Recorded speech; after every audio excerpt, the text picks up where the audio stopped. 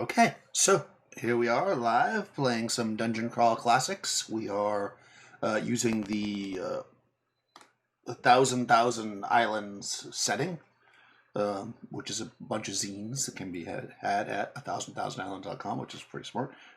Name it after the website, or name the website after your product. It's really kind of a fun, interesting setting that we've been exploring. Currently, Nikki, my player, she will introduce our characters in a second, is running two characters. They have been traveling to what is called the Deathrolled Kingdom, which is primarily ruled over by a race of crocodiles. Um, Intelligent crocodiles, I guess. I don't want to say that regular crocodiles aren't intelligent. That sounds insulting. But basically, intelligent crocodiles. Not crocodile people, not lizard men, crocodiles. Um, And apparently there's talking bears as well, but that's a whole other thing. So uh, she's traveled. They have traveled here over the last couple of days. Actually, you could tell us about your characters and what's been going on so far, and we'll kind of pick it up from there. So go ahead, Nikki. So my characters are named Yuna and Orin, and Yuna just leveled up last week, so yay for Yuna. She's a thief, Orin's a wizard, and they arrived at the Crocodile Island last week, where they participated in some fights and gambling with some very badly named participants. And they talked to a merchant who gave them a lot of information about what can be traded and kind of how to navigate the ins and outs of this crocodile-led island. They witnessed a citizenship ritual where a man lost a hand and decided they weren't going to do that until they could game the system and not lose any body parts or their life. And most interestingly, when they went over to the Trader Island and they were exploring over there, they met a bear detective who was searching for blue-skinned people from Candice. And they were given a magic earpiece so that if they saw these people, they could call the bear, whose name is Mr. Bear, That's as right. bears are named. So now they are at their boarding house, Uma's, and I don't know if it's nighttime or the next day, but that is what they have been up to. That's correct. So my notes say that the guy that lost his hand, his name was Arm. Could that be correct? Did I say that? You said Orm. Orm. Okay, so that's why I'm like, that's weird. It must have been my the I wrote it autocorrect. down. I wrote it down as ORM, so maybe Yeah, maybe I'm yeah, wrong. yeah. But No, autocorrect probably fixed it. I'm looking at it. I'm just like, his name was Arm. I mean, I know we had some bad names last session, but Arm doesn't seem to be a very good name. Uh, right, and right, the bear is well. His first name's actually Good, but Mr. Bear, oh, that's his very name is cute. All Good right, Bear. Yeah, good bear. yeah, yeah. That's pretty much what happened. So you chose to. Well, you told Uma that you would stay out on the porch. So as the day is ending and you're kind of you headed back to the porch. Um, they basically, inside there's again like pallets for people to set up their bunks on, but out here they just move the tables aside and you just kind of allowed to stay there. Um, so you roll out your own bedroll or whatever, and you can see that there's a decent amount of people out here from all over. They're small groups mostly, traders. As you've been seeing a lot of trade coming up and down the because you're in this like delta area where this main island is, and there's lots of small rivers coming in and out. Um, you don't see the two men that you had talked to because they actually told you I think that they were heading upriver uh, once they found a crew, but they did. You don't see them anywhere on this island because I think you saw them on the other island, right? The two men, Cedric and Alistair. Yes, Uh, yes, yes, yeah, yep. you don't see them. They at least you haven't seen them tonight as you kind of gathered around. Um, you notice too that Uma's seems to be primarily occupied, especially the inside part, but even out here, by people who are like regulars. People that maybe can't afford their own house, but they stay at the same place every night. Kind of like I guess an apartment, but not so official, almost like a hotel in a sense. Where they give her clearly some coin or whatever, and are able to stay there. But you could tell they're kind of regulars. Like you can see they gather in certain areas and people know each other, and they're all kind of engaged in their own little worlds. Did you change into the more localized clothing, or are you still dressed like in armor and stuff? And well, I think at this point I would you know, probably change. because the merchant recommended that if I were to be discreet, I should probably dress more appropriately. Right. So okay, so you're kind of blending in a little bit. Okay, that's good. Yeah. Yeah. So you're there, hanging out. We'll say that you sleep or whatever. Nothing. Nobody really, bothers you or causes any kind of issues over the night unless you want to do anything. It's a pleasant, way to be. The island itself is, even though the island with the crocodiles is a little, you did notice bits of, you're right on the water, so there's like mosquitoes and stuff. But this island seems a lot more kind of free of that thing. There are like small like fires burning all over the island that with smoke that seems to have aromatic properties. Maybe that's helping to keep it so that the bugs stay away. They got that little citronella action going on. So it's very pleasant actually, and you're able to sleep outside. And when the morning comes and the sun starts to come up, you see people kind of gathering their rolling up their bedrolls, and Uma starts to drag tables over and stuff so people can have breakfast. And that's where you're at so far. All right. Yes, we will have breakfast. Need to eat before we set out. So as you're eating, you notice that more people are coming, of course, to eat than stayed in the place. So wherever they were, who knows? Maybe there's some places that only provide places for people to sleep, or maybe they slept in their boats, or who knows, right? And you actually encounter this kind of older man who comes over, and he asks to sit at your table because there's like not a lot of space. He said, "Well, would you mind if I were to sup here?" Because people say Oh, of course not.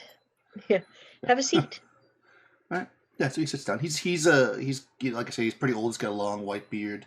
He introduces himself as Franklin, because I'm going to keep my bad names going with this. Nobody's going to have a appropriate name because I don't really know what appropriate names would be. The setting is out of my normal wheelhouse here. So his name is Franklin, and he sits with you. He seems to just be eating and kind of mumbling to himself something about kids these days.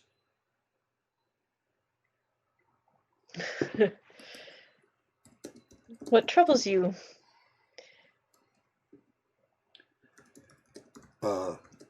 He looks up and he's kind of squints at you a little bit, like maybe his vision isn't so great, and he says, "Oh, you're not from around here, are you? I don't remember your face, and I know everyone. I have a very, very good memory." We just arrived yesterday. Yes. It's terrible rains we had yesterday.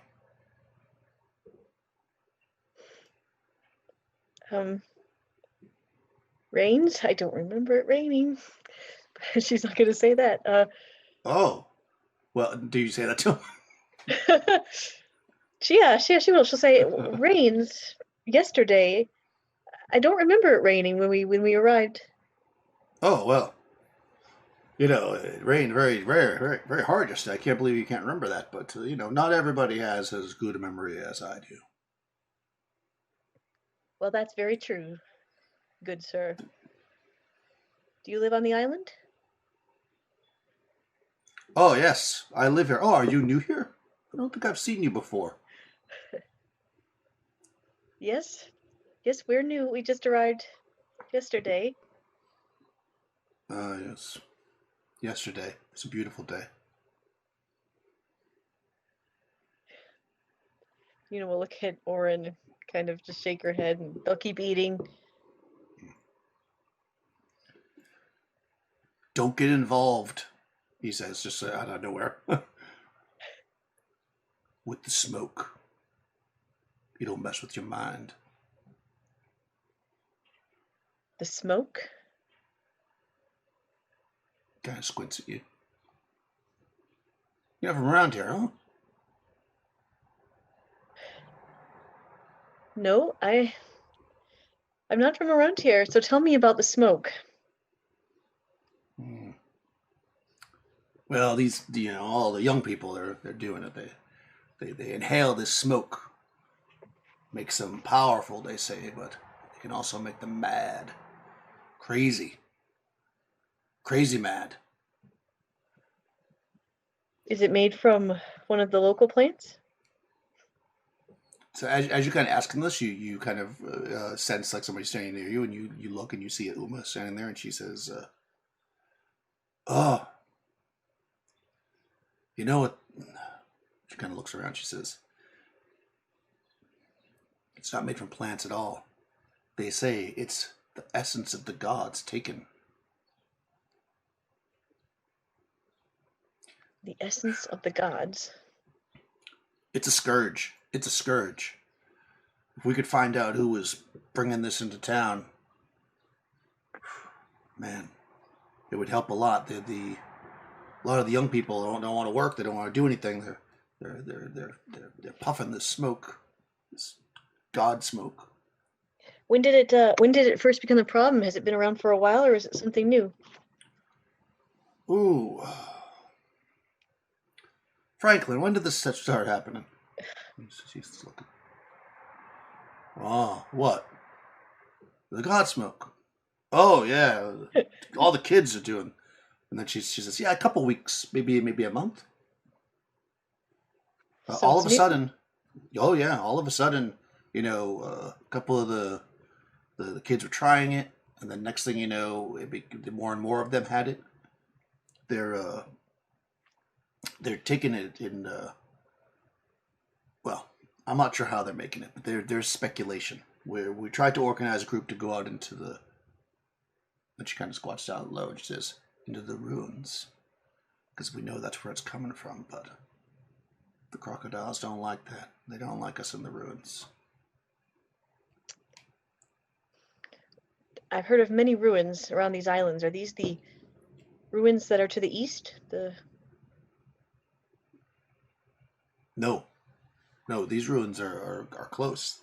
We think that's where they're coming from, anyways. The reason why we think that is because all of the god smoke is kept in these bladders that seem to come from the small pigs that grow in that area, or wild in that area. They don't grow there. I guess they grow raised. What do I want to say? They're wild pigs.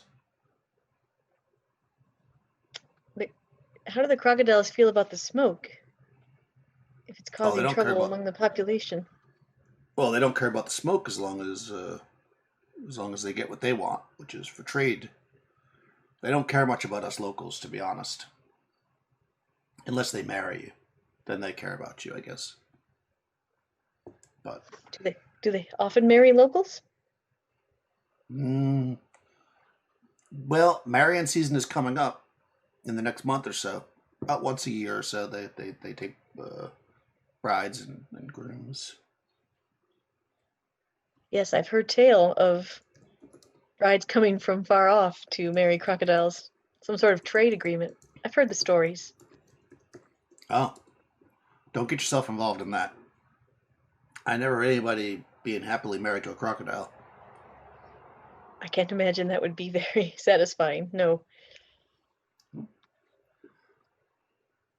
How close are these ruins where the smoke is coming from?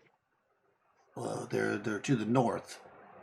Maybe, well, she kind of like she takes like reaches down on the table and like takes like a fork or whatever that's there. And she kind of like points it in the direction, and then she says, "Not far across the river, and I can't imagine it'd be more than a day or so's journey by how frequently the smoke is delivered. It comes in these bladders, almost like balloons made from the intestines of these pigs." Did I already say that, man? Franklin, did I already say that? I think I'm repeating myself. And he's like, "No, you haven't mentioned that yet." Oh, okay. Are you sure? No, I would have remembered. Mm-hmm. I have a question though. If the Mm-hmm. crocodiles don't like people in the ruins, how are the people getting the smoke? Surely they would have stopped the people from going to the ruins to get the smoke by now. Well, kids. Kids do things they're not supposed to do. They go at night. They go when people aren't looking. But whoever's making it must be living up there because they're certainly not coming in and out frequently enough. All right. Hmm.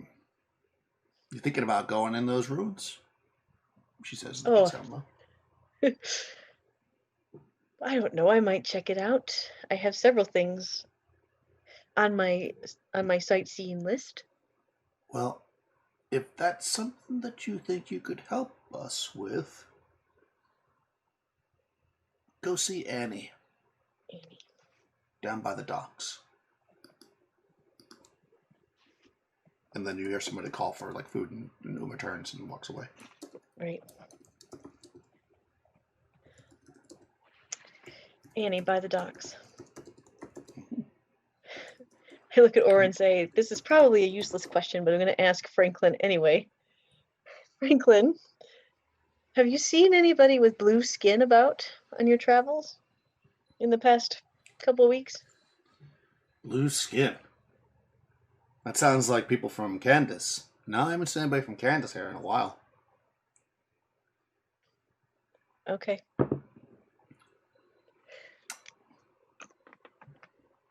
Are you from around here? You look different. I know everybody from around here. She pats him on the shoulder and says, we're not from around here. It was nice breakfasting with you. We have to go start our day.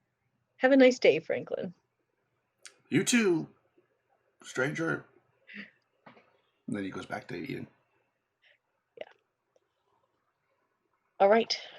We will actually want to investigate this smoke. So we are going to go see Annie by the docks. Oh, and be on the lookout for any blue-skinned people. For Mr. Right. Good Bear. And Mr. Good Bear. Let's see. Let me see who you know. You do see the bear. He's he sees you walking by and he kind of waves to you. He's heading actually towards the docks too, but a different dock. Like all the docks are down. I think I showed you a picture last time. They're all spread out. He's heading in a different direction. He says, he kind of points at you. He says, "You have a good day. Let me know. Remember, good reward in there for you." Oh yes, honey, and I'll touch the earpiece. I'm all set. I'm ready. Yep. And he continues walking. You see him. He heads towards a different dock. If you were to watch him, he actually has a boat, but unlike a little canoe like you have, it's like a big, fat, wide boat because he's a bear. Right. And actually, on his boat, there's a very, very, very short man that seems to be the guy that rows it. He sits in the front, and he has a set of oars, like a tiny, maybe 2 feet tall, maybe a little taller. Oh, wow. Yeah. Yeah.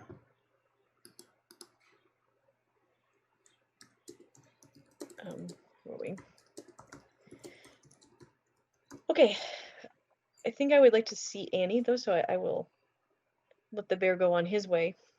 Okay. Yeah, you could definitely do that. Yeah, it doesn't take long. I mean, this is a pretty small place. If you ask around a little bit, you head down. They point out Annie at the docks. She's kind of a very kind of burly. You could see. She's got the short sleeves or whatever. They're dressed more in like loinclothy things. You can see she's very kind of muscular. Maybe in her mid-30s. Hair tied back tight with it's very long, but it's tied into kind of intricate braids down her back. They point her out to you. She's got a vicious looking dagger on her waist, which, as I mentioned before, most people around her aren't armed so much, but she's there and she's barefoot. She's on the docks and you see her directing people. She's like the foreman. I don't know what you call it, person on docks that's in charge. She's like the person in charge of the docks in this area. Yeah. Okay, I will walk up to her and I will say, "Are you Annie? I'm Una. Uma told me to find you."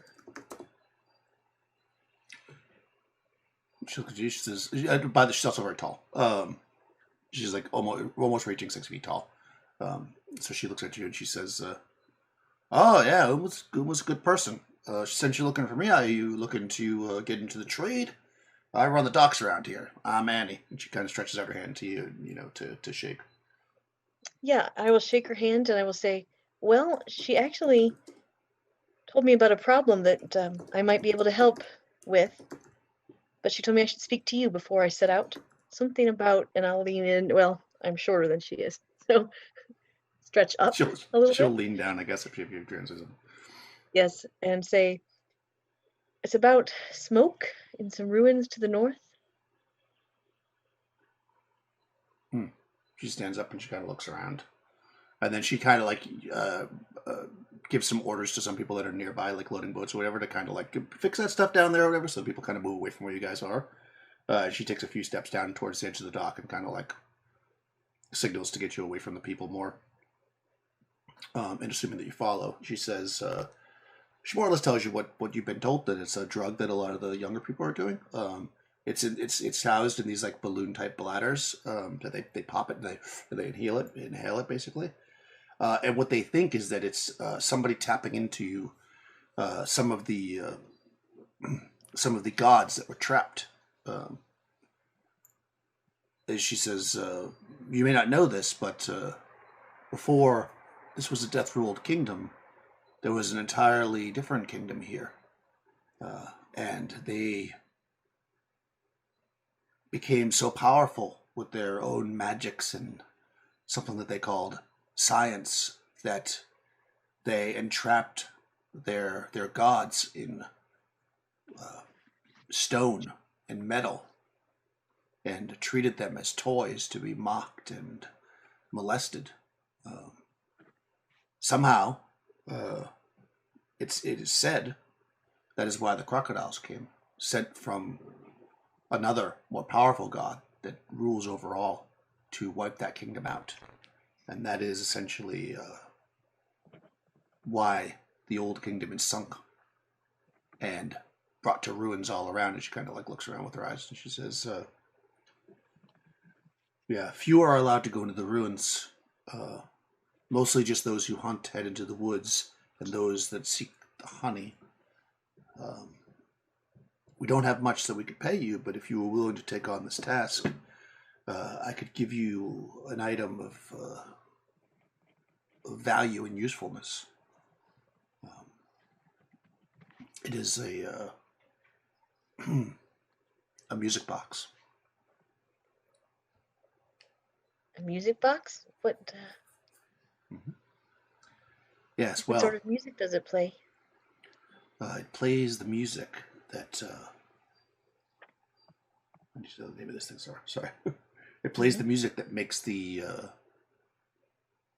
hive zombies dance. See, normally,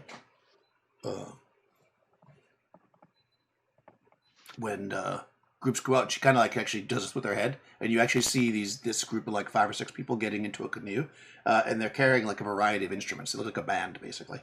In addition, they have these big jugs with them. And she says, normally the honey scouts must go, with a full troop, for to seek out the hive zombies without the correct music would be deadly. But this music box makes the hive zombies dance, and once they are tired, they sleep, and when they sleep, the honey may be harvested. Well, that is valuable indeed, considering the price of honey in these parts. Yes, well, honey sustains all life.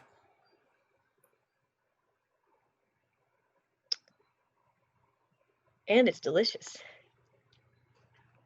Yes, of course. Yes, it is. All right. These ruins, are they just a day up by boat? By boat, you would just need to. She kind of does her head again. You see the band going across the thing. He says, "Just take you about an hour to get over there in a canoe if you've got one. But then you would need to walk through the woods to the north." I look at Orin and I say, I think this is something we should do. And they're talking about entrapping gods in stone and metal. There might be something more to this than what they know. Could be lucrative. So we will get our canoe and we will head north. Okay. Do you want to take her up on the thing and take the music box, or are you just gonna go explore first? Oh, we'll take the music box. Okay. Yeah. She'll. I mean, she expects you to have some results, obviously. If you can't find anything, I mean, I guess you could just take off with it, but you're trusting. She's trusting, I guess. She's a trusting person to just give you the music box, but she does. Um, Also, I called it Hive Zombie, which I actually like the name of, but actually it's called Corpse Hive. But I'm going to call it Hive Zombie because I like that better. Hive Zombie's good. Yeah. Yeah. All right, so that's what she's calling it. That's the local term for it. Hive Zombie. Yeah, you could definitely do that. So if you were to, she does say to be casual, of course, because, try to like not make it obvious you're just beelining for the thing, because as you've heard from many people, the ruins are not a place where the crocodiles appreciate people going. And if they see you, they don't often say anything, but if they do happen to see you and be in that mood, they might take your boat down. Oh no, then I will be, zigzaggy, act like I'm looking for stuff to see since I'm new to the area. Act like a lost tourist. Okay. Yeah, and you see, like I said, there's a lot of trade boats and stuff, so you can kind of like, get in places where it's harder for you to be seen. Um, Let me see if you encounter anything on the way. Let me look at my encounter sheet since I have it here. Since you don't already have enough stuff to encounter. That's great. Yeah, here we go. So, heading towards the ruins. Oh, that's the items. Yes, Orin is very intrigued by the idea of entrapped gods in stone and metal. So. Yeah, just pretty neat. Interesting. Oh. Oh. Okay. Yeah, so you get across the the water, uh, un unnoticed. Maybe you don't think anyone really notices you. You do notice though that maybe you keep an eye on this group because you were heading in that direction. They took their boat up on the shore and they probably they hid it somehow because you don't really see it unless you look around for it. You could try to find it, I guess, but it's like they didn't just like leave it like on the they brought it up into the woods basically. So I don't know if you want to do that with your boat, you can, or you could just leave it right on the shore. I guess the advantage of bringing it up is that people probably won't know you went on there. A disadvantage is that if you're trying to run and get into the water fast, it's not going to be fast. So True, but I think I will bring it up onto the shore anyway. Just hide it a little bit. okay, yeah, you can definitely do that. I mean, it's a canoe. It's light. You don't have one of the fancy canoes yet, but maybe you'll get one eventually. But your canoe's still pretty light. Two people can drag it up on the shore with ease. And you find a spot in the trees to kind of stash it. And begin to head up into the forest. So as before, I think I mentioned this before with the other ruins. This is basically a valley, right? So most of the ruins that aren't underwater, which you've already seen too, are basically uphill. So the way to walk is up. You start going up and you head towards where the ruins are. And after a little bit, you actually hear um, some music playing. Off to like your left. You don't see anybody right away, but you can hear a jaunty song being played by a small band. Yes, I will. I don't want to make it obvious that I'm like walking up to them, but I do kind of want to go over and see what they're up to. Oh, you want to sneak up on them? Okay. Do you want to leave Orin back a bit and do a sneak silent kind of thing, or you just want to just walk up and just be quiet as a group? Just walk up and be quiet as a group. All right, fair enough. I mean, they're pretty occupied, but of course, they're also in the position where they're clearly doing something that for business or whatever. So you kind of start to creep up on them, and you see this band playing. And kind of as you kind of poke your head through a bush, you see that there's clearly somebody just keeping guard that's not part of the band that looks right at you. They don't before they say anything or before anything happens. Yeah, you basically see what appears to be a bloated corpse with lots of bees flying all around, and it is dancing. It's like doing the electric slide or whatever. And they're playing their music, and this corpse is dancing, kind of like the robot or whatever, voguing. It's doing all different types of, and but this guy, he sees you and he's got like a short sword on his side, and he kind of like puts his hand down on it and he says, "This is our find. Keep moving if you know it's good for you." Oh, I'm sorry. I heard the music and being new in the area, I didn't know what was happening. This must be a hive zombie. Oh yeah, that's what the locals call them. The actual scientific term is corpse hive. He looks Oh, down his nose corpse at you. hive. Yeah. And he says, "You know, you need a license to collect honey in these parts,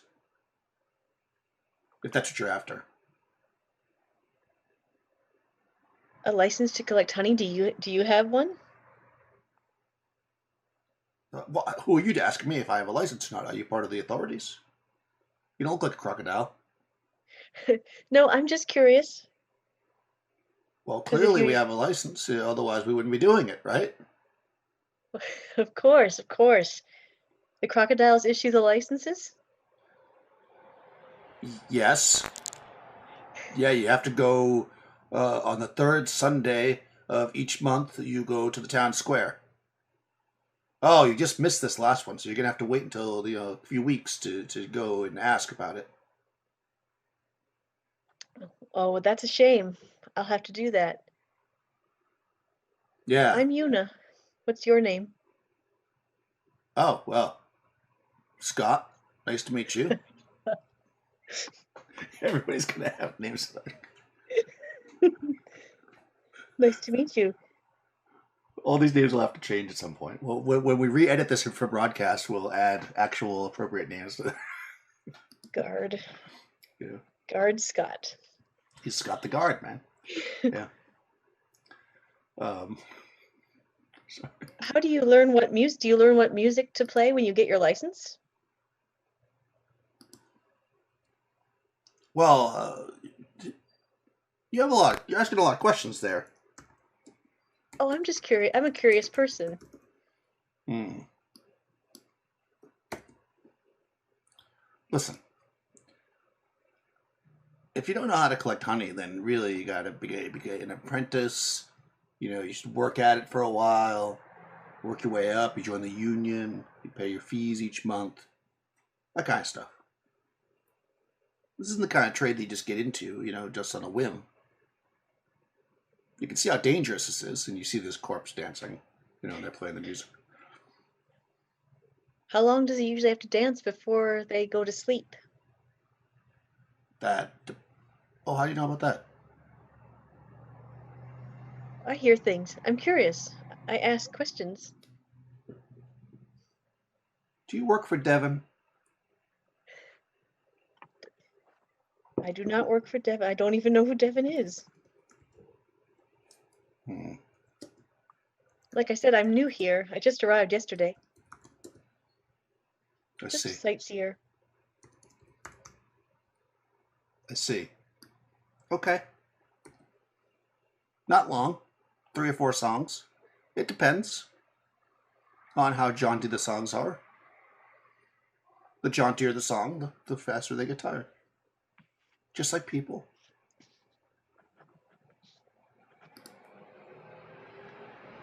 All right.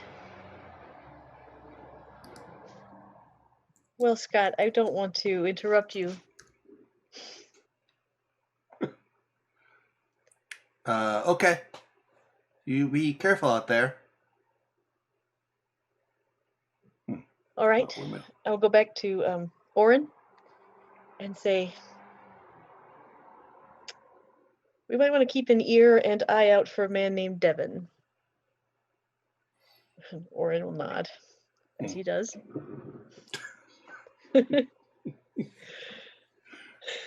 When this is all over, we find out that Oren's not even a real person. Right. He's just been in your mind the whole time. Oh no. Okay, yeah. He's good. Yeah, he's useful. So Yeah, so you're talking to Oren, and then after as you're walking away, after a little bit, you hear the music stop.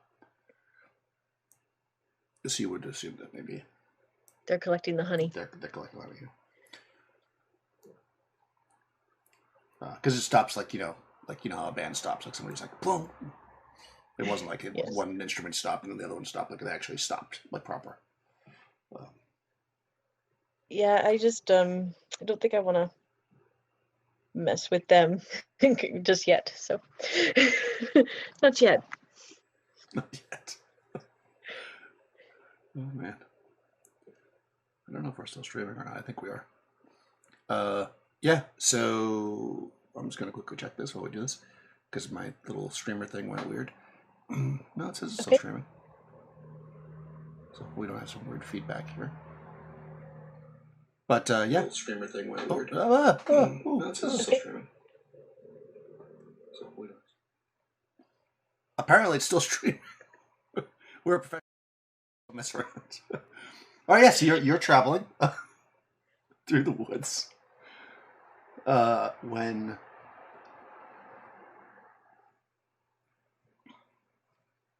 so this is actually so as you get higher and higher now again this area is very well most of this area that you've been encountering it's pretty much evergreen trees like a lot of fir and kind of pine tree. They're kind of stunted. You probably get the feeling that possibly when all this flooding happened. I mean, maybe Orin would know this because he's a wizard and knows more about maybe the history, or I don't know, maybe he knows. That you can kind of tell that a lot of these trees aren't that old. Like maybe if they're like 100 years old, not even years. Maybe they're like 20 years old. At the most, because they're not very tall. So possibly a lot of trees and stuff got wiped out back when this flooding happened that they supposedly talked about, and maybe it's receded a bit.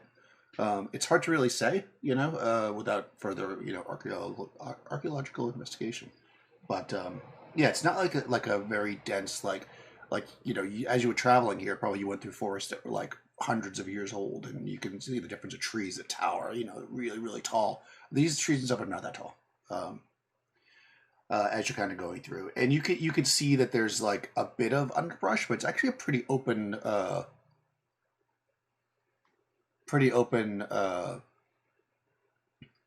forested ground. So it's actually very easy to travel, and not that likely that you'll be surprised by the thing that's about to pop out. Let's see. Right. I was just about to ask if I see footprints of humans or crocodiles. Oh, okay. Yeah. Go ahead and roll. Do you have a background that would make you good at that? Probably not. No, I have the locksmith background. Okay. Yeah. So it's a DC 12, but you kind of with your int, but you can only roll a 10-sided die. So 10-sided dice. yeah. So you have to get a 12 on a 10-sided die. Oh. Well, but you can use your int bonus if you have one. Orin has one. Yeah. So possibly, and of course you can also spend luck. Well, yeah, but not for this. Yeah. Yeah, no. Yeah. Not even with the bonus. Yeah, the ground is such that it's hard to really make out anything that seems to be tracks of people, and it's pretty sparse. And you're not really following a trail per se, more like this. You can just see that you're heading up, and it's like kind of an open wood, and you're just kind of looking for anything that seems interesting. And you are not surprised. Oh, you know what? High or low? Low. Okay. All right. Not surprised. When you hear, you're kind of approaching what looks like maybe like a kind of a swampy, like puddly area. Like it looked like maybe it rained yesterday, which it didn't. Or it's probably where springs up out of the ground, so you can actually hear like the buzzing, mosquitoes or whatever. So maybe you're going to need a wide berth because you don't walk through a mosquito area. And as you're kind of looking over there, you see that they start to form, kind of up out of the ground into almost a humanish shape. It's probably about 30 feet away from you. And it starts to form into more of like a human type face and a shape, I should say. It's about 6 or 7 feet tall, so it's not huge, but it's big, right? And it's fairly dense with mosquitoes, and it looks it's facing in your direction, you would imagine, based on the shape of it. And you hear kind of the buzzing form into words that says blood for my babies, and it starts to kind of move towards you. It doesn't walk, of course, it just kind of like floats. And this thing's coming at you. It looks like it's looking for blood for its babies. So Uh-oh. I get the goal to do now, so we'll roll initiative. It is about 30 feet away, so if you win initiative, you can react before it gets to you, of course. Right. Let's see. Oh god! All right, it rolled a 19. Uh-oh. And I roll for both my people, right? Yep. Each person gets their own initiative. Oops. Okay. And yeah, bad. All right. And I add the agility, so That's right. oh, it's been 2 days, so Orin gets a couple agility points back actually. Oh, right. Spell burn.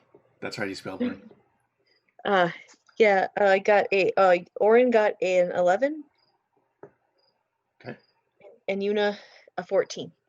Okay, so it's going to go creature, Gonna go then Yuna, and then yeah, this thing like swarms at you. It can actually attack both of you because it kind of is wrapping you in. It's so I'm just going to do this. This rolls 220, so I'm just going to say the first one's Yuna, and the second one's Orin. Ooh, oh wow. Okay, yeah, 24 and 18. Those probably both hit. I'm assuming. Yes. Yes. Yeah, so you just get in cluster, and you can still hear this like this very intense buzzing, babies, blood, as it kind of goes around you, and you're getting stung by mosquitoes. But of course, mosquitoes don't do a lot of damage, so you take 1 hit point each. Okay. And you are kind of in the swarm of mosquitoes. So what does you want to do? Yuna wants to back out of it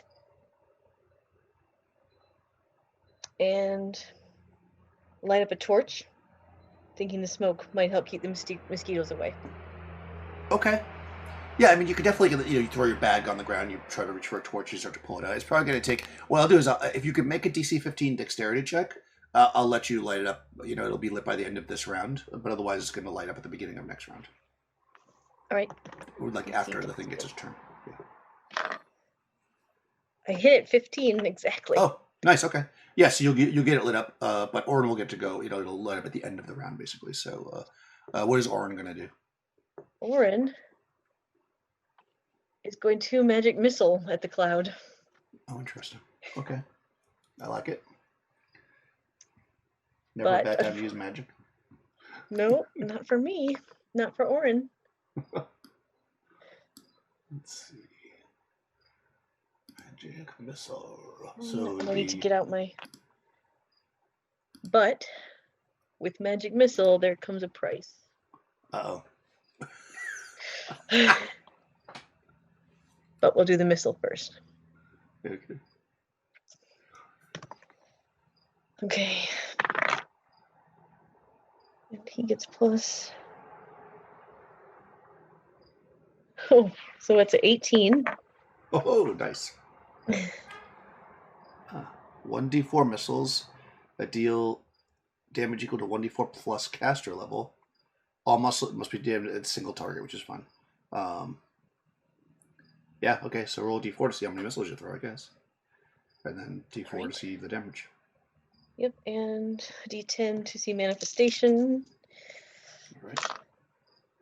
So 3 missiles that look like screaming, clawing eagles. So you see Orin hold out his hand, and you see 3 giant eagles go at these mosquitoes and start to try to eat them. I suppose eagles would try to eat them. That's pretty awesome. Okay. All right. Yeah. You can either So roll. Yeah, so roll 3d4 plus 3 times your caster level for damage. Yep. 3d4. I know I have another one. There it is.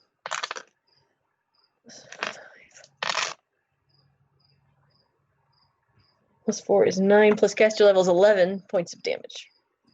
Oh wow. Okay. How many hit dice is the? I think you may have killed it. From the eagles. The eagles just start flapping. Yeah, they're like, yeah. Unfortunately, eagles don't make the cool noise that everybody thinks they make, but we'll pretend they are making that noise, and they're just like clawing at them and just gulping them in these huge gulps as their wings are probably beating with force and just dispersing this cloud of mosquitoes. Nice. Yeah. That all happened. You would drop to the ground, and she's like reaching through her pack, pulls a torch out. The torch lights up, and she looks up, and there's no more mosquitoes because because Orin has completely demolished them. But now you're holding a torch. Now I have to All right. roll for what's it called? Mercurial magic. Ah. All right. What was the Mercurial magic on this one? This one is the Memoirs of a Dying God. So if I All don't get right. my will save, I have hallucinations. All right. So let's see. Nice. Oh, a 13, and I need a 13. So there we go. There you go. All right. So far, so good. Yeah, Orange just completely wipes out this mosquito beast, the mosquito witch. That's what we call it. And yeah, you actually can still hear from that kind of watery area, like the buzz of mosquitoes, but nothing else seems to be coming right now, at least from that pool. You seem to have wiped out the manifestation. Yeah. Yuna looks at Aura and says, "Eagles, huh?" That's a little weird. But okay, it worked. I'll take it. He'll grin. Yeah, that's pretty good. Yeah, that's awesome. So, do you want to? You could explore the puddle, or you get the hell out of there, or do whatever you like. What's your plan at this point? These mosquitoes seem to come out of the puddle, correct? Yeah, there's like this damp area. So it's almost like swampy, or like the kind of really soft areas you sometimes get in forests where like, the springs get close to the surface. Um, so you can see some like wetness there, but it's you imagine it's mostly muddy, and you can still see and hear mosquitoes like buzzing around it. But you don't see any this form that came out of it is no longer there, of course, and there's way less mosquitoes, of course. Yes, Orin would definitely take a look at the water, being an alchemist. He might even Okay. want to get a sample in one of his empty vials that he has. All right. Yeah, you could definitely do that. Go for it. I mean, you could make a check without any tools, like to actually do experiments to know anything. It's going to be a DC 18. You can just do that just to see if you know anything right now, but you can obviously take a sample and check it later with a lower DC as well. All right, Which one I'll check try is it. that? It's probably not gonna, but I'll just try it. Can't hurt to try it. No, but I will Yeah. take a sample. Okay. Yeah, you scoop up a sample of the water. There's like regular mosquitoes around. No, I'm gonna sneeze. Um, maybe you get a couple land on you, like, oh, but you don't take any damage or anything. Yeah, as you get a sample of this kind of wetlands type water, you kind of smush it down into the mud and fill a vial with the water, and head further up into the hills as you travel. Water from wetlands. Did that little fight with the screaming eagles, did that attract anything? I don't see or hear anything else.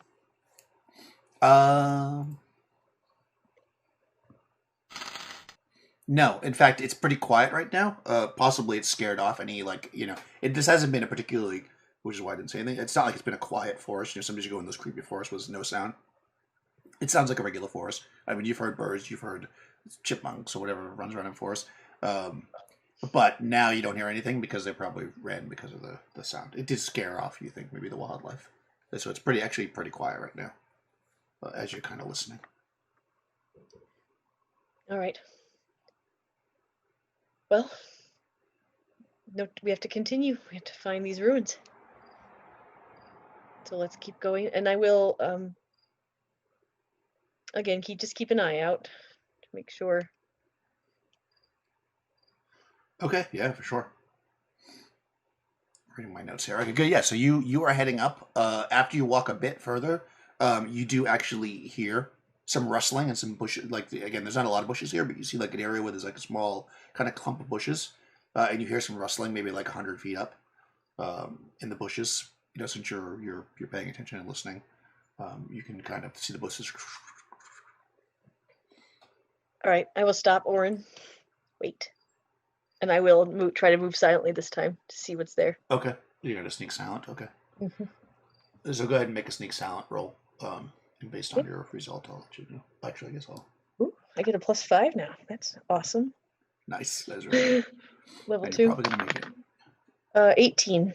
Oh 13 yeah, plus that's really good. Yeah, because if a 15 is like difficult, like not super difficult, but difficult. So yeah, since these things aren't paying attention really, but they are animals, so they have good hearing. I was going to make it 15, so that's actually perfect. So yeah, so you start to creep up on this, and you can see as you get closer that you see a bunch of these little pigs. Um, they're they're maybe like, you could like pick it up in your hand, like they're almost like little potbelly pigs. They are purple, and they seem to be eating. Yeah, they're purple. They seem to be eating. So like they're like there's like a log laying there, and they're kind of like eating. So you figure maybe there's like worms in it or something that they're eating. All right. Well, if they're not acting aggressive towards me or anything, I'm not going to hurt. Nope, they're just eating. Yeah, I'm not going to hurt the pigs. Yeah, there's like a dozen of them. I mean, there's a bunch here. I'll call Orin up and just say, these must be the pigs that they get the bladders from which they get the bladders. So, but they are cute, aren't they? And they're purple. That's kind of cool. They are purple. Yep. Little purple pigs. Yeah, so you bypass the purple pigs. They're happily doing their deal.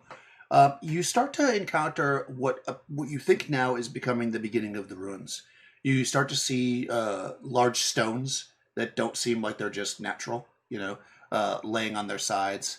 You see what may have been pieces that are now beyond any kind of recognition of, may have been like large statues or pillars. But, you could just tell by the shape of them they were something because they're like rounded or whatever.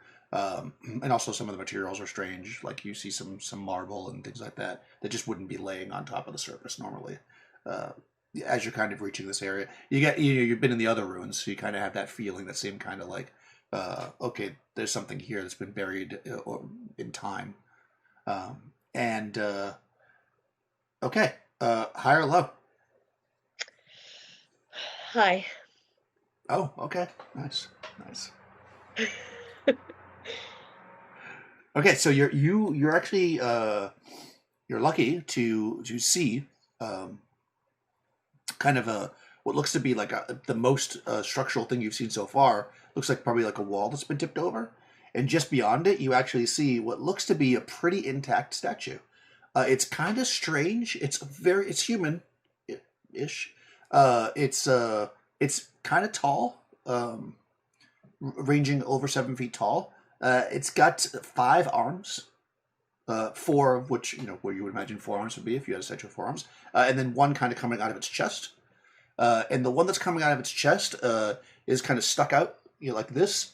And in it, there's actually a bird's nest. And it's pretty big, right? So you could see this bird's nest. You actually see as you kind of look at it, you probably what catches your eyes is you see like a bird, like blue jay or something, like fly out of this nest, and that's where you brings your eye to. And this statue sticking out in the hand. It's very, very thin. Like if it was a person, it would be like 100% way thinner than it should be. Like it's very thin and lanky, and the head is kind of egg shaped, with just like one like slit in the middle that it's worn over time anyways, but you can't tell if that was supposed to look like an eye or possibly a mouth. And yeah, I mean, it's like, I don't know, like 70 or 80 feet away, as far away as it would be that you'd be able to see it, and on the other side of this like kind of crumbled wall. All right. Do I see any evidence of any other people here? Go ahead and just you can roll just a you can roll a d20. That's just kind of a normal search check, and you could use either your wisdom in this, right? Wisdom or intelligence. I always forget that. I know the different stats in this. Intelligence. Yeah. I know what you mean. Nat 20. Nice. It matters on checks, but still. Yeah, no, that's really good though. So yeah, so you are looking around and you can see that there are clearly like animal tracks and possibly human tracks. Maybe like you see a lot of traffic, actually, more so than you would imagine in the general area as you're kind of looking now. And going directly to the statue, you actually do see what look to be pretty clearly like human type footprints, like walking directly up to it. All right.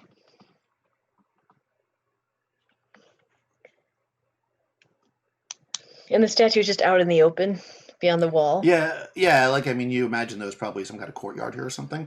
Beyond, I guess, beyond it, you can see there are some trees and stuff growing up, but you can see that looks like maybe there's like the remnants of what would have been a building knocked over. You just see a few big blocks. You have to kind of circle around if you want to really investigate that. But from where you're standing, you see kind of like what looks like a wall that's crumbled. A bit further in, you see the statue, and then behind that, you see a lot of trees and stuff. Oh, my focus went to my hands. And then the behind that, you do see some larger blocks, which may have been a building or something. If you want to skirt around or walk past the statue or whatever. I do want to actually. I do want to investigate the statue. Okay, you just gonna walk right up to it, following the path that's clearly designated. No, I'm going to go kind of a roundabout way. Yes, I don't just walk Okay. up to things. Well, I don't know. That's why I Sometimes, asked. but not this time. Yeah. I will go kind of a roundabout way if I can. Oh yeah, Just you keep definitely an eye can. I out mean, 'cause there's a lot of traffic, so I just want to keep an yeah, eye out. there is, and as you're kind of circling around, you actually see again that there's a lot of traffic. It seems to be primarily as you get further, kind of as you're going around. I mean, you're going around one way, not the other. I mean, you're not splitting up. You're staying together, I suppose. So Yes. we'll say you're circling to the right. Doesn't really matter. You see, there's still a decent amount of traffic here, but around this area, it looks like it's mostly animal stuff. You don't see any like footprints, like they look like people footprints. And as you circle around, again, there's a small wall that seems to be mostly collapsed. It's mostly collapsed all the ways around this thing, and it seems to then like end abruptly. So it's kind of like a horseshoe shape, I guess, basically the wall with an opening in the front, of course.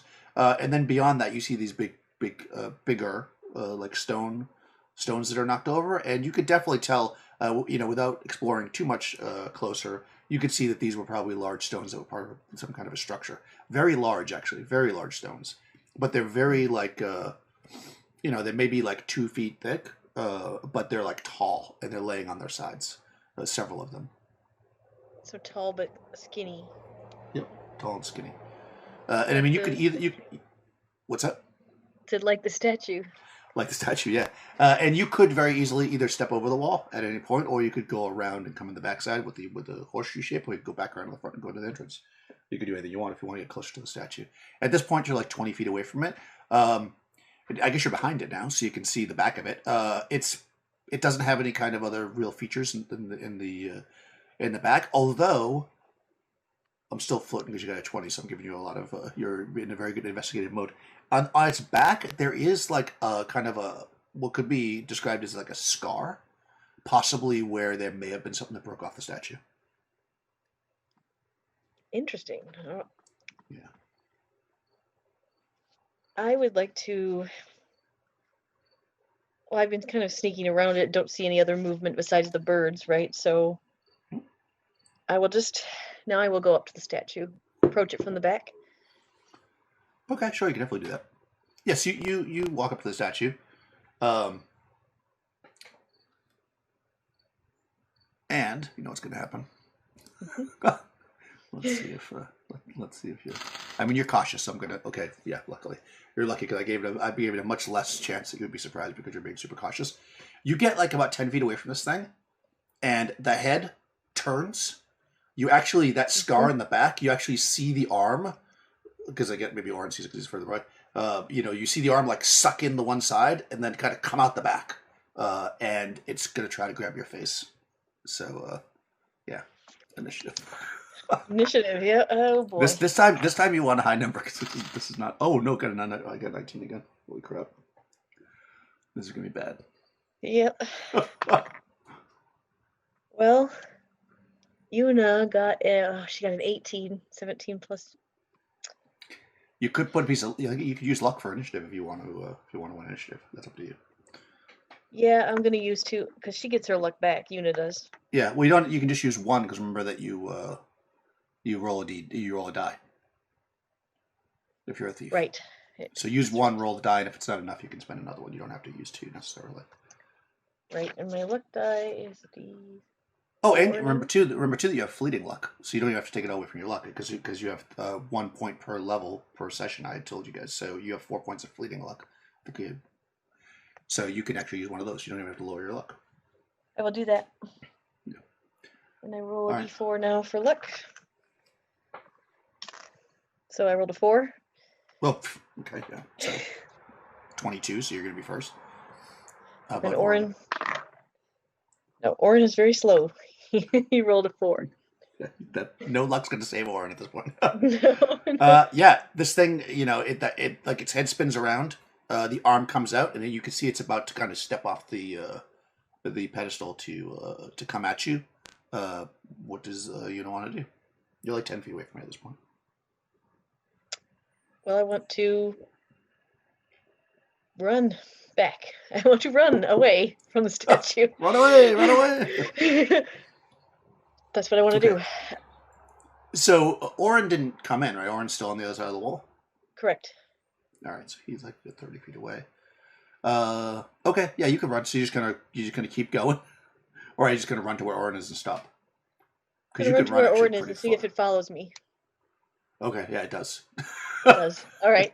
I'll let you actually attack something if you want, because it is actually going to chase you. Yeah, 100%. All right. If you stop. And it's got really long legs and it's very fast. But I will let you. You can tell it's you like run to Orin and you turn. It's right behind you. So yeah, you can do something else if you'd like as well, or you can keep running.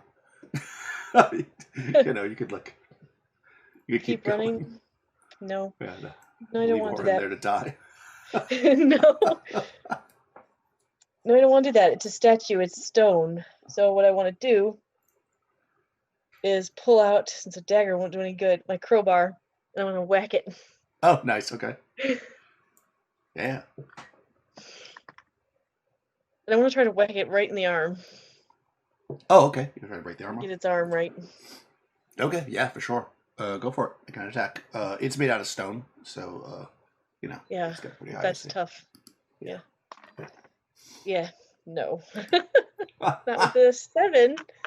No, definitely not. Yeah, it's AC. I actually have to look it up so I did not write it down.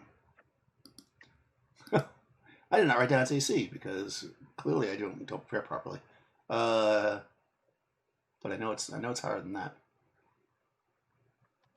All right, I'm just gonna say it's 16 because that makes sense. Okay, so it's AC 16. I will write it down now. 16 or plus. I have that. All right. Well, it is actually going to, since it gets to go. I'm going to roll randomly to see which one of you it goes after. We'll say even, Una, odd, Orin. Ooh, 14. Okay, it's going after Una.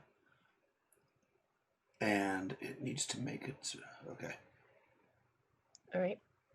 Basically, this is 12. Okay, so I'm going to roll a d20. I have a special mechanic for this, and then I made it. Oh. No, it failed. It actually, you see it like reach, like its fingers starts to stretch out towards you. And as they do, like they start to move, and then you hear like, and then like parts of they like break off, and they just like stay where they are. So like it was trying to like extend out. Those fireworks. Maybe this is a Michelle Lamb. The fireworks that used to be called snakes. Like you light them, and the ash burns. Oh, yeah. Yeah, Vaguely. that's basically what it looks like. Yeah, and then, but instead of like reaching you, they just break off and crumble on the ground in front of you. And it is now Orin's turn. Yeah. All right. Yeah, and you could tell, Orin being a magic user, but that was some kind of magic. If that wasn't clear. That's definitely magic. It's a statue. It's trying to put a thing out. It's magic. Yeah. Okay, I do want to do. He does want to. All right, let me see. We're going to spell burn here. And we're going to. Well, it's a magic statue and it's stone. Sure is. Let me see what I want to try to aim for. Okay. So we're going to burn. Oh boy. 20 points.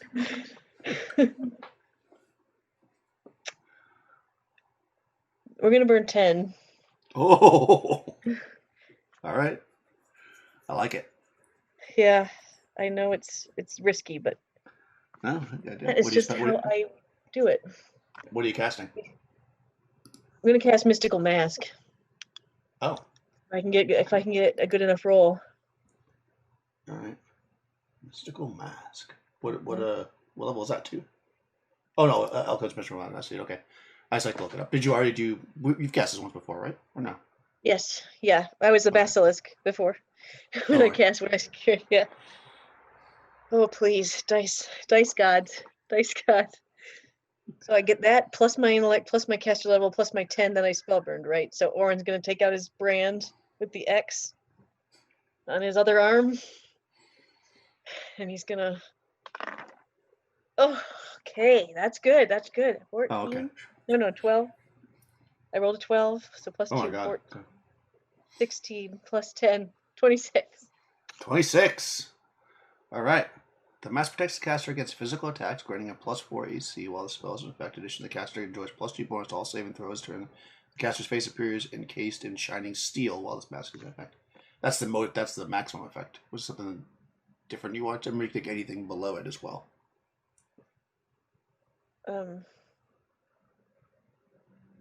26 physical attacks. Yeah, Plus I 4 to mean, 18 and plus 2 for saving throws? Yeah, I'll take that. okay. Either that or against the spells. Yeah, so right, exactly. That this thing, just so you know, I mean, transparency. This thing is making a spell check in order to cast, although it does have to be targeted at you. It would be in both cases. Uh, Yeah, I think so yeah.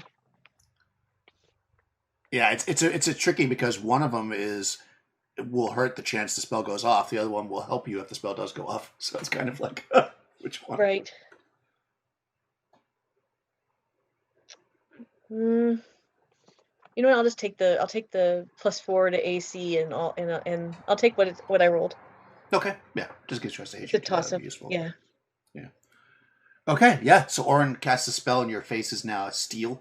What was the Yes. manifestation of this one? Manifestation was oh, so what happens is my head spins 180 degrees, revealing a masked face on the back of my head. Oh, So God. I spin around, go all Linda Blair on it, and then the shining steel face appears on the back of my head. Oh my god. Okay. Well, that's actually what it did too, right? It spun its head around, so that's actually kind of funny. Yep. So now Awesome. I'm looking at Yuna, but with the steel face, and looking behind me with Orin's face, which is pretty awesome. That is I pretty don't cool. think there's any mercurial magic for this one. No, not this one. All right. Bummer. All right. All right. Cool. It back to the top. So it's Yuna's turn. This thing is standing here. It tried to enact this spell upon you, but it failed in its attempt to cast it. All right. All right. She's going to attempt to climb the statue and spike it in the head. Okay. Go for it. All right. Yeah, I mean, you can climb up the statue, I guess. You're gonna like run around the back of it or something. Yep. Where Or the you're gonna run arm right up isn't. right, because the arm's in the front, right? Yeah. All right, so you're gonna dodge to I the know it's back and got other climb. arms, but I'm going to try to get up there, and I've got my crowbar. She's got iron spikes, but I think I'm going to try to just crowbar its head right off. All right, fair enough. Which I rolled, and I dropped my dice. 18. Oh yeah, it's yeah. So you climb up. I mean, it's not going to be a sneak attack, or whatever, but you could definitely do damage. You do a D4 plus strength, anyways. Okay. All right. Yuna's. Oh, she does have a strength bonus. I'm gonna roll this thing's hit points as well. Ooh, 4. So 5. Oh, nice. Yeah, you get this thing. A big chunk falls off its head, and you smell like a rancid smell, like a rotten flesh. As the chunk falls off.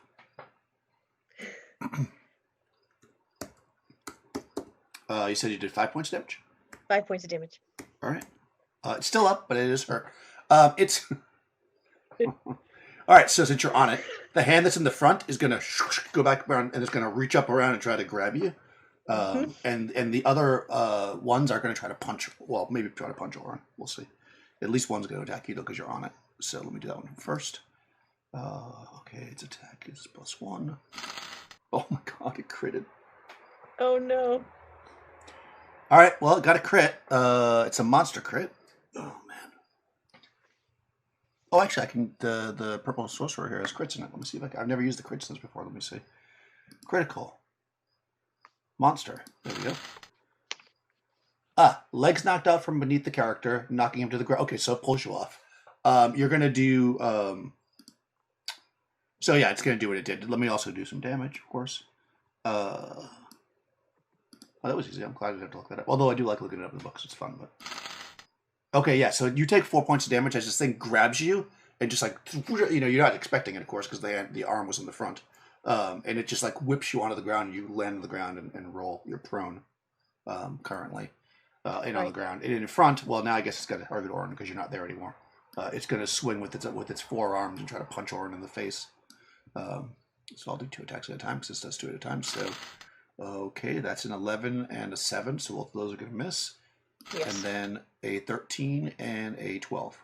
I'm assuming both of those miss as well, right? Both miss because he has a +4 on his AC right now. Yeah, so that actually helped you. Yes, this thing tries to pop with its hands, and just your magical mask deflects it. And go ahead, it's Orin's turn. All right, Orin is going to cast, because I always cast every spell, right? Yeah. That's what I'm known for. He's going to cast Force Manipulation. Oh, nice. Let's just see what he gets. It's 2 plus 2. Okay. Oh, just a 12. 12. Apple-sized spear. That's how you killed the other thing last time. Yeah. Yeah, you can hurl it immediately or hurl it whenever you want in the future, I guess. Nope, it's gonna heal. He's gonna hurl it right now. So 2d6. All right. Yeah, well, you gotta attack with it. So make an attack roll first. Yeah, it'll be a ranged attack. Ranged attack. Natural 20. Really? I can show you if I had my camera. No. That's awesome. That's okay. Good. All right. So you're what crit table are you? Let me see. Wizard. Crit table 1d6/I. Okay, so hold on. So you're a d6 is your critical die, and the hold on. Why is it okay? Well, you just roll. Why am I rolling it? Yeah, go ahead and I'll look it up. You can. Yeah, it's crit table 1, but you roll a d6. So roll a d6 to see what your critical is. I don't know why I'm rolling it. Couldn't decide if it was an I or a 1. Sorry. Well, yeah, it's I. Well, it's 1. Wait, it is an I, but it's 1. It's all right, I'll roll a d6. Yeah, roll a d6. 4. All right, crits. Crit table 1, a 4. Oh, this is adjusted by your luck, by the way, if you have a luck bonus or penalty. Applies to corruption and mercurial magic. So no, I don't have a luck bonus actually. Okay. And you rolled a 4? I rolled a 4, yes. All right. Strike to foe's kneecap. Inflict additional d4 damage with the strike, and the foe suffers a 10% penalty on their movement until it's healed. Okay, cool. So do your, was it 2d6 plus a d4? So 2d6 and 1d4. 2d6 and a d4, okay. Yep. 10, 5 plus 5 is 10, 13. Nice. All right. My sphere. Yeah, so explain how you blow this thing's kneecap apart and actually somehow finish it. So let's hear how this happens. All right, so there are many moving parts here with this magic. So hang on, because I want to get it all right. Yeah, you got it. Yep. I'm waiting so for first, it. You see Orin with his faceless. He's got the burning brand on his forearm, and he's got the steel mask, and he start sketching a shape into the air with a glowing fingertip. And as he does so, worms erupt out of the ground because that's the mercurial magic, right? So all the worms start coming up, and he actually traces the shape of a what'll be good. He's gonna trace the shape of a 20-sided die because we got a nat 20 here, and it becomes solid in his hand as he throws this force, and it smashes in this guy's kneecap, smashing his leg off, and the thing just topples to the ground, unmoving and dead. Yeah, it shatters as it hits the ground, and you get this like rank smell of rot, and all these worms are coming up out of the ground, and all's quiet for a few seconds. Maybe Yuna's recovering to her feet, and you hear the sound of, so you see some of these little purple pigs come running up and start eating the worms. I have more minions, says Orin. I'm now the god of purple pig. There you go. That's true. Yeah, that was pretty epic, and this thing is destroyed. Okay. Orin, I believe, has to have that mask on for a little while. Right, yeah, it lasts for Yeah. forever. Yeah, and I'll say you can see out of both sides of your head because that's pretty awesome. Even though I don't know that's supposed to be the way, but that's pretty cool. So I also feel like there should be. All right, so let me. Um, you. I mean, I'm assuming you're gonna check around the area. Oh yeah, I while we're doing this, Yeah. Yuna's kind of recovering from getting thrown off the statue. Yeah. She will check around the area and she wants to check the statue actually, because why would a statue smell like rot?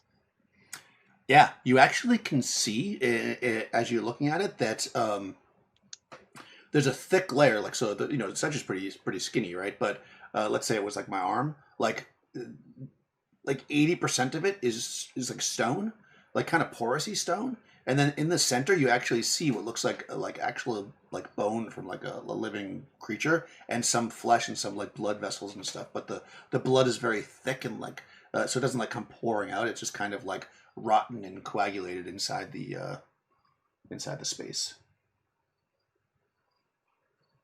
So yeah, there's rotten flesh in there.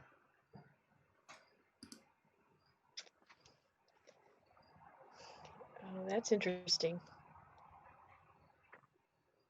Now that the stone has toppled, and oh, the poor birds lost their nest. Yeah, you actually, you look and right. Remember, its arms sucked in like that. You look on the ground, and you actually see the nest just fell and landed right on the ground. And it's just sitting there on the ground. All right. Can I look at it? Is there anything 100%. inside? Yeah, in the bird's nest. Yeah, yeah. You walk up to the bird's nest, you look in, and you see these eggs, but they are like bright blue in color, like unearthly blue. Very strange in color, and they're not broken, even though they fell, a decent distance down. And there's four of them in there.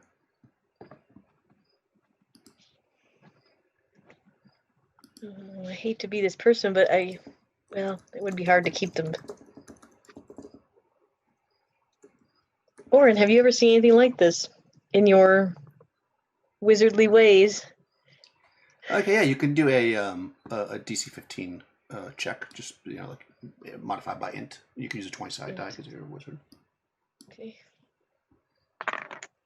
No. No. But he definitely can tell. I mean, just as you can, that it's very, very strange.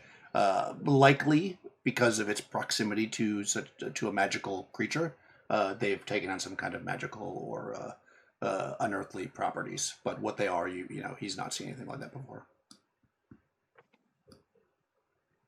All right. Around the statue, on its base, was there any writing? Any kind of? It looks like there was writing at one point, but it's worn off. But the whole statue itself, as you're looking at it, I mean, it looks like that it probably had like a lot of intricate, carving into it. But it's practically smooth now because it's clearly very, very old. So there's nothing that's. I mean, you could tell just by the way it is that it's probably representative of some kind of a god. But what god, you don't have a way of telling at this point.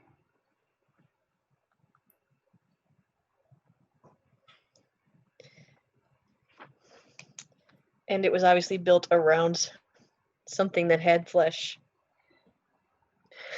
basically. Yeah, it seems that way. Okay. All right. Does it have, well, no writing. Too weather worn. All right. Yeah, I mean, you could tell just by the way it's designed, that it was clearly some kind of a representation of a god. But yeah, there's no writing to really tell you what exactly it was supposed to be. Yeah, unfortunately. All right.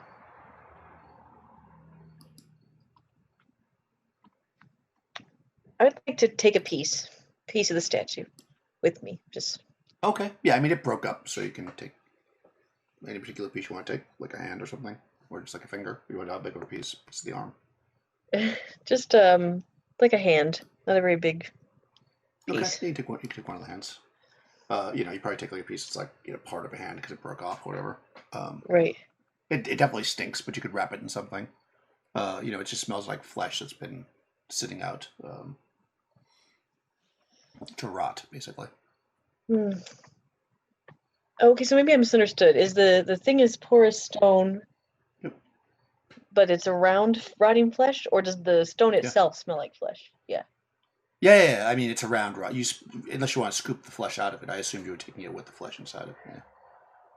Oh, okay. So like when it broke off, like if you had like the hand, let's say it had half a hand, you were looking inside of it, you would see there's like a layer of stone, and then inside the stone is this rotted flesh. Is a If rotted you want hand. to, if you want to take it without the flesh, you'd have to like scoop it out, I guess.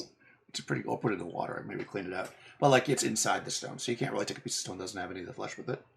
Um, and I guess I'm kind of thinking that you'd want the flesh. Maybe not. Maybe I don't know what you want it for. But yeah, Yeah, I'm not sure. it's it would be hard to separate the two at this moment. I mean, you certainly could if you want to take the time to clean it. You could take some No. water or whatever you might have and try to cleanse it out. But because the outside of the stone is not porous, it's kind of like almost like a hard shell, almost like it's been glazed. We'll say. Okay. But it's not. It's not been glazed, but it kind of has that. So it doesn't look porous on the outside. But when you kind of look, you look at a cross section of it, you can see the stone itself looks porous, and then it kind of like works its way down to what is then a fleshy part in the middle that is started to rot, basically. Well, I'll wrap it up and hand it to Oren. They can carry it because it's stinky. And I'll That's say, the kind of thing that maybe, we're on to look. yeah, maybe we can figure out what happened here at some point. And if we don't want it, we can always throw it away. Yeah, it's definitely a magical curiosity. That's for sure. I'm sure that Warren would be interested in it on some level. Did you want to take those eggs, or? Yeah, I do. I feel Okay. bad for the birds, but I do want to take them. Okay, so 4 bright bluebird eggs. 4 bright bluebird eggs. Yeah, I mean, with some research, if you get to a place where you can find books or whatever, Oren might, or maybe you could ask somebody, Oren might be able to figure them out. Right. Or you could just try to do something with them and see what happens, I guess. Make an omelet out of them and see what happens. Exactly, right? To make an omelet, you got to break some eggs. So, you kind of recover after this combat. The pigs are eating happily on the worms. Maybe actually roll a 4-sided die. 4-sided? All right. Yeah. 3. All right, so 3 of these kind of little pigs are following Oren now. Unless you try to like shoot them off, but then they kind of like stay back a little bit, then they kind of start following again. So he's collected an entourage of pigs. Yeah. So 3 of them. 2 pigs follow Oren. The purple pigs, of course. So I will say to Oren, yeah, that happened. Doesn't get us closer to the smoke, but we know now there's definitely magic here. I mean, we knew that, but now we know for sure. So we have some buildings, right? Some collapsed buildings? Yep. There's basically what the remnants of a collapsed building there. And as you're kind of looking around the stones and stuff, you see that it appears that this building was over something that was subterranean.